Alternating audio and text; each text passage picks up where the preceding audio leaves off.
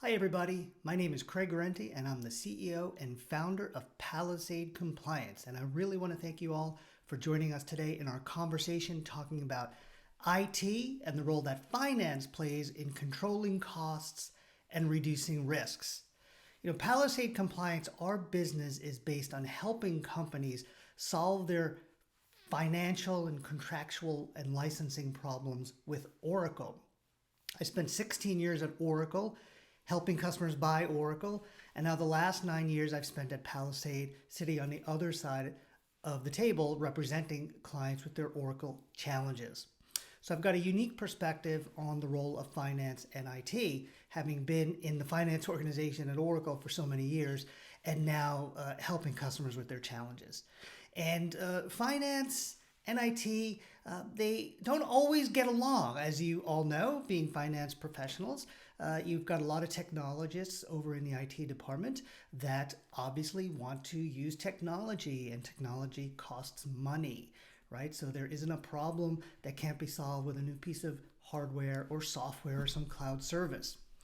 On the other side, you've got finance people whose obligation is to make sure companies don't spend as much money and make sure they're financially sound and secure and successful. And sometimes the need for new technology and the need to save money and reduce costs and risks and generate different types of opportunities, they're not always in sync. And that's what we see all the time with our clients. And that's why I'm really excited about today's discussion. I am going to be talking with someone who is uniquely qualified, I think, because they're on both sides, or they want to be on both sides. So Wayne Andrews and I worked together for many years at Oracle.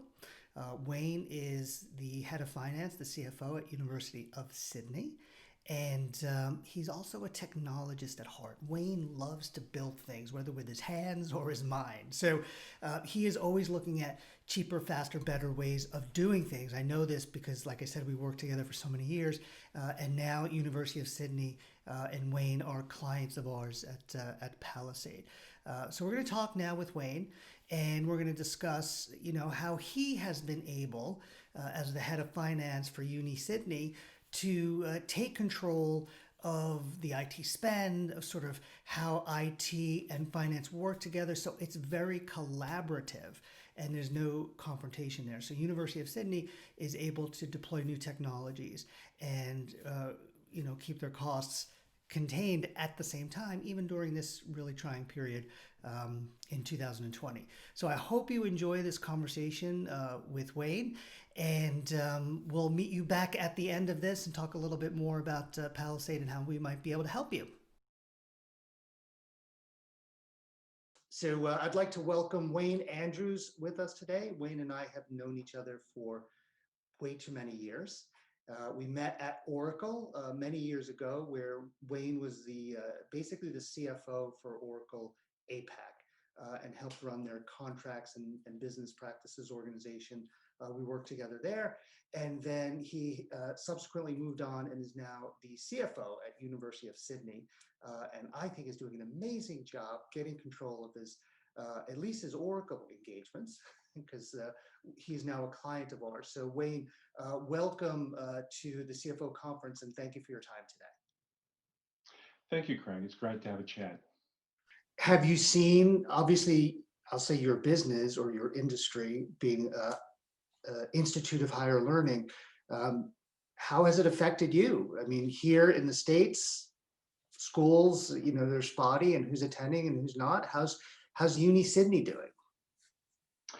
So Uni Sydney's doing better than our peers, but it's been a really challenging year. And if you think about what's happened to our students, and particularly our international students, so this all happened at the time when they were making decisions about their future. And they enrolled in the university, or they applied for the university, got accepted, and then they enrolled. And many of them started their journey to Australia because we've got a good number of international students. And some of them arrived, some of them were on their way. And while they were on their way, we decided to close the border. And you couldn't get into Australia unless you waited 14 days. And initially we did that for China, which was the origins of the problem. And then we did it for all countries. But of course, the guys that were coming from China, they kind of holed up in Phuket and they holed up in Indonesia and Bali, and they were sitting on the beach for 14 days to pre-quarantine. And then halfway through that, we shut that down and they couldn't get into Australia. So a lot of them had to go home. And then those that were here, they thought they'd won the golden ticket because they managed to get to Sydney. And then about a week later, we closed down the university and effectively closed down the economy for what the government called hibernated the economy for a couple of months. So those students who thought they'd made it to Sydney then ended up getting sent back to their accommodation to study from home. Wow. Not study from their comfortable home in Beijing or Nepal or Indonesia or Italy or wherever it is they came from, but study in their home in Sydney. So they've just had a really disrupted year. We're back on the campus now. We're trying to make sure that every student for the next semester gets an experience on campus. So some of what they're taught is taught on campus, and we're progressively getting into that. But it's tricky because Sydney University's about 70 hectares. We're a suburb or a small city, I guess. And there's significant risk in running a small city with that many young people wandering around and hopefully self-isolating, but you can never be sure. Wow, it's interesting because I know here the universities, similar issues where it's the international students, often how our big universities make their money. Right? Is people coming from overseas, they pay list price for the education versus if you live in state or in the States, you'll pay less. So I know that's having not only on tourism and all that part of the economy, but higher education and even healthcare is where folks are coming in from overseas, elective surgeries, things like that are not happening still. So all these industries are suffering. How about your IT vendors? Have they changed their behavior towards, to the university sort of ecosystem or just in general? Have you noticed a difference? I don't want to focus on Oracle, but just in general, how are they treating you? Is it different? Well, so IT became really, really important really fast because if we were going to save our business model, we had to completely transform. We had to take everything that we did offline. Basically, our whole business model revolved around people coming to the campus and having an immersive experience on the campus. We had to flip that and put it online really fast. So IT became incredibly important to that transformation. But at the same time, we're under financial duress because our business model is not dissimilar to the US. So most of our income comes from international students. We teach a whole lot of domestic students. You don't make any money out of teaching domestic students. It's a social good. We make money out of the international students. It supplements the research and the teaching that we do here.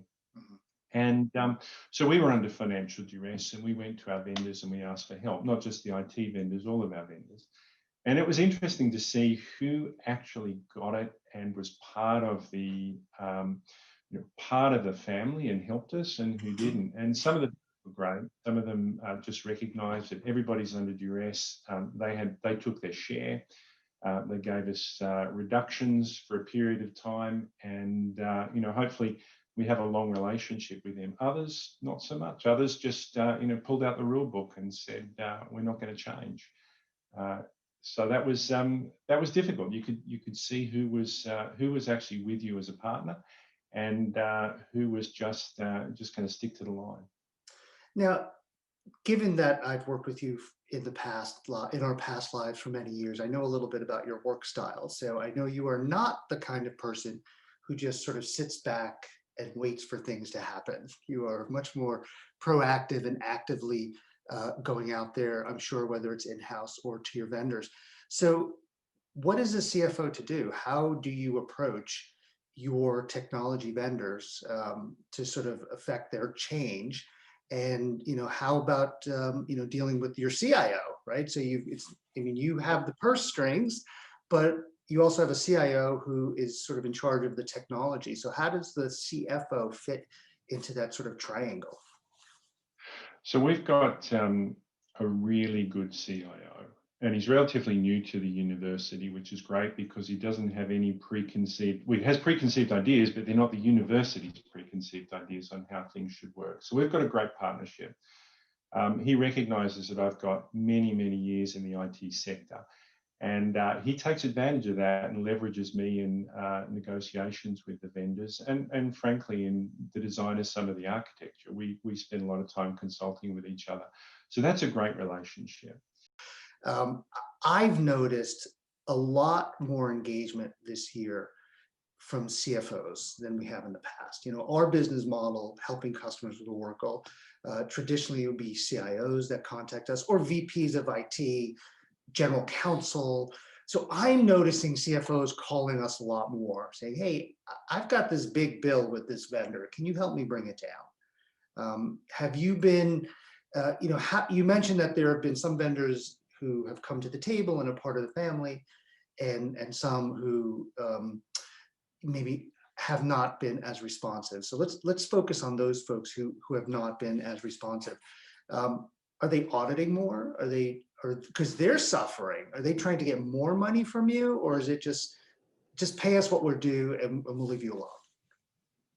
So there is a risk management piece to this, and there's two ways you can approach the risk management. The first is what tends to happen in IT shops, particularly when they're not aware, and it surprises me, Craig, it really surprises me, that people who work in the sector, who work as CIOs in a lot of cases and work under the CIO, probably never read a software contract, don't understand what the important parts of a software contract are. So one of the things that typically goes wrong is that they not aimlessly, but accidentally wander into dangerous territory in the way that they configure our systems, in the way that they're loaded into our servers, in the way that they structure and architect things. They're not mindful of what the contract says about how you can use the software, what partitioning does to the way that the software is licensed and measured. So they do these things with the best of intentions, and they design things that kind of make sense, provided that you haven't read the software contract. So for those vendors that are not as responsive and a little bit difficult to work with, the first thing you want to do is make sure that you haven't exposed yourself to an audit risk, because it's very, very easy, particularly if you start looking at list prices that nobody really pays, but they're terrifying if you read them. If you start to think about what it would cost you to remedy the sort of problem that they could create by that configuration. And you need help to do that. I've got to say, I've tired of reading software contracts. I've read thousands of them in my career. When I used to work for you, Craig, you used to make me read thousands of them. So now I actually hire you guys to read them. It's quite liberating. But to go in and make sure that we haven't got that sort of unintended exposure, because once you find yourself in that place and Oracle finds out about it, or any vendor finds out about it, you've no longer got a negotiating position. You are simply trying to respond to a problem, and it's going to cost you a lot of money. The other thing is that although the crisis has caused us to want to reduce costs, we do need to buy things. And what you want to do when you buy things, and particularly when you're working with these difficult vendors, is if I need something from them, and most recently I needed something from Oracle, I want to make sure that I omnibus all of the things that I need into a single transaction. And if that's to remedy some problems that we've got in the way we've configured ourselves, I want to make sure that that gets in there and that it turns into a deal that's going to be interesting enough to the sales rep to pay attention to us so that we can get something that's useful to the university. Nobody in the university, aside from me, is probably equipped to do that, and I don't have the time. So, and I know this sounds like an advertisement for Palisade. It's not intended to be, but it is just darn useful to be able to bring somebody in who can do what I used to do and what I could do if I had the time to solve that sort of problem.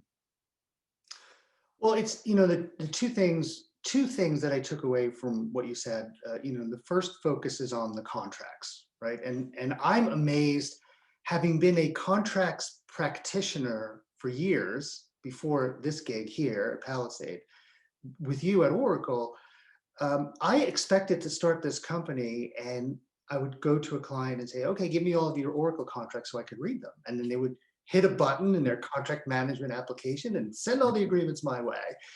It just doesn't happen. Nobody has their contracts. And when I say nobody, I mean hundreds of clients that we've had over the years, 78% do not have their Oracle agreements, right? And you're starting off from a position of, I don't have my agreements. I've never read these agreements, and I'm making decisions based on what I think might be in those agreements. That is where we see a lot of challenges. And when we're talking to, and we're competing for business and trying to win business, we're often having to educate people, because they'll come in and say, well, this company can do this, and here's the price. And I'll say, yeah, but they're only doing half the job, right? They're going to look at what you have installed, but they're not reading your agreements. It's literally not in their SOW. So I'm having to educate people all the time over the importance of contracts. So I'm glad that you brought that up, sort of as number one. And honestly, I don't even remember what number two was now. You said two. Well, that was what you just described, Craig, is my experience at the university, and I was shocked because I came out of software. So this was my wheelhouse. The most important thing is what's in that software contract, because when you buy software, all you're buying is a piece of paper, which is a set of rights. And if you haven't read that piece of paper, you don't know what you bought.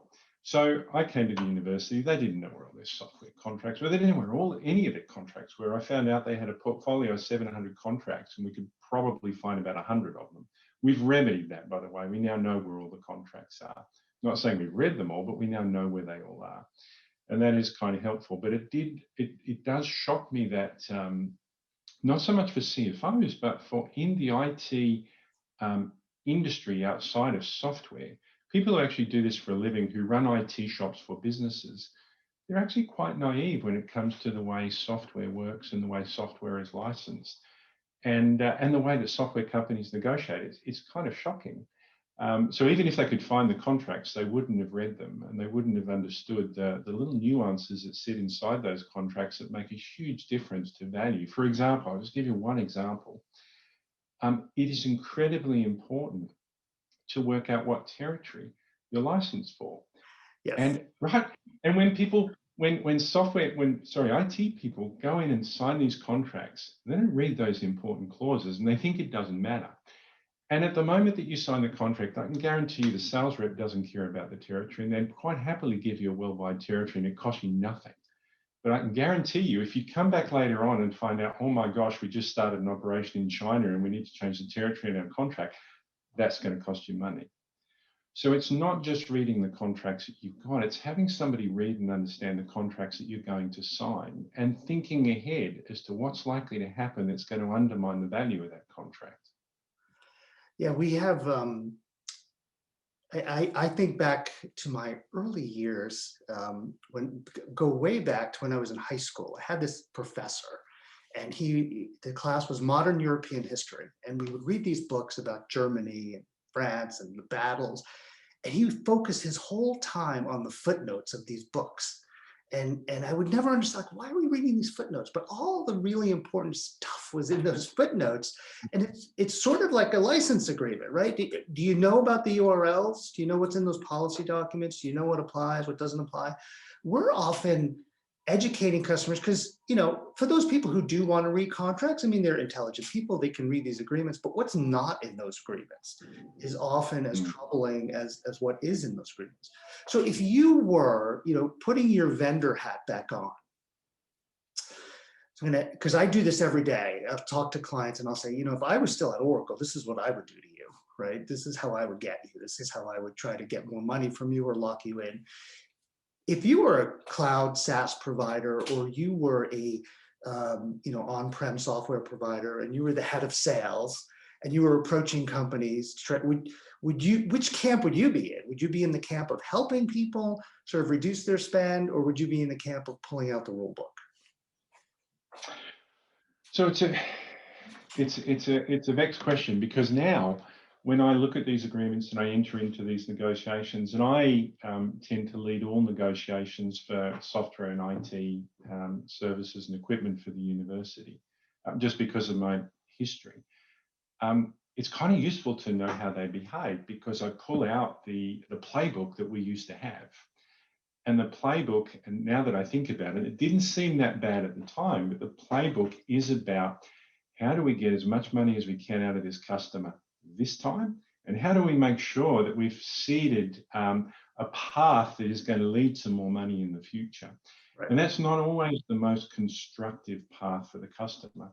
So it is great. And I think if I were to put the ethical hat on, I think it's entirely appropriate that you build a pathway for the customer where they may spend more money with you to extract more value as they build out their solutions for whatever business they're running. It's less constructive if you've built a path that simply causes them to have to pay more money for things that they've already got. And that's what a lot of the vendors seem to build into their contracts. So I don't think you want to hold your customers hostage. So it might not surprise you actually, Craig, but I started an IT company within the university. We do robotics, automation, and artificial intelligence, and we started this inside the university for the university, and we got really good at it. And we've now taken that and we're starting to sell it to other like-minded institutions. And what I've started to instill in that business, which is quite different from what I was used to, was laying out a path for the customers that we now have that is going to potentially increase their spend, which is fine, but also increase the value that they receive for making that spend, to build out a solution that's really valuable to them. And in the long run, I'm hoping for quite durable relationships where they keep coming back to us for that purpose. Well, number one, it does not surprise me that you started your own little IT shop in-house. So that's awesome. And number two, it also does not surprise me that you personally do all the technology negotiation contracts. And I feel sorry for that vendor who's on the other side of the table, because I know what you are going to put them through, but they will be better for it at the end of that negotiation. They will have because when the other thing, some people don't like confrontation. Some people don't want to sort of argue about terms and conditions. But at the end of the day, if you have those discussions and you have those fights and you sort of get the agreement and a real meeting of the minds, you're going to end up with a happier customer. I mean, we see this every day.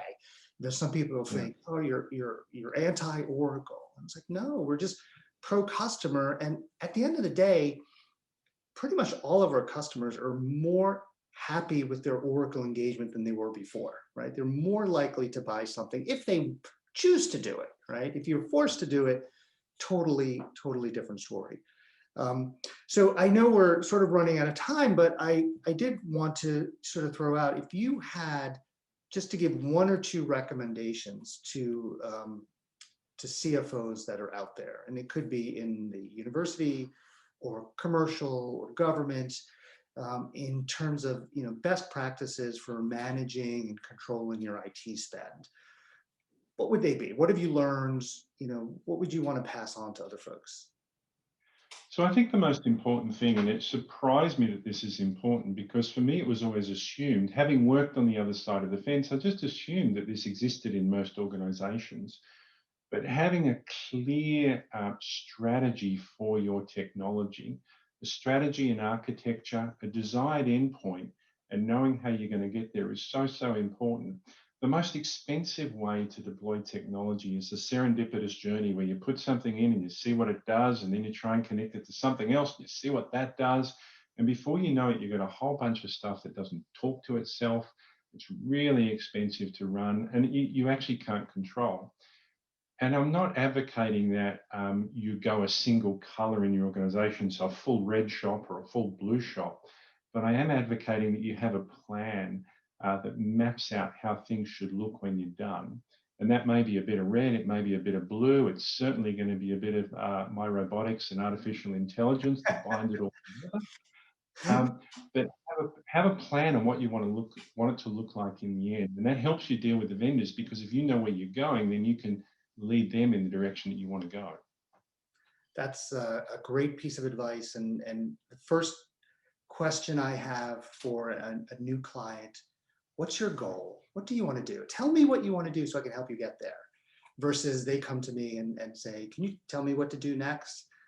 So that's a great piece of advice, Wayne. And again, thank you for your time today. Thanks for joining us. Thanks for sharing your wisdom. I think you are uniquely positioned here, having worked at Oracle for so many years, for a technology vendor, being a little technologist yourself, and then now CFO at University of Sydney. So thank you very much, and good luck with the pandemic, with Oracle, with the election, with your business, all that fun stuff. Just keep winning, Craig. Just keep the winning going. Yes, Wayne, thank you very much. Let's keep winning at least for a couple more minutes here. So it's always interesting for us, typically when we get engaged by a client, it's through their IT organization.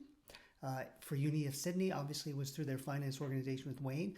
So it was really good for us to see how that organization was able to align finance and technology and win, really, their issues and challenges with that particular vendor. So I really don't think that IT and finance have to be at odds. It's really important that you guys stay together. If it's two separate groups, if it's one, that's even better.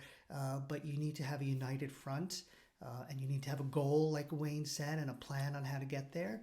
You just can't meander through your technology journey, or you'll get there, right? You don't know where you'll go, but you'll get there, get somewhere, probably where the vendor wants you to be.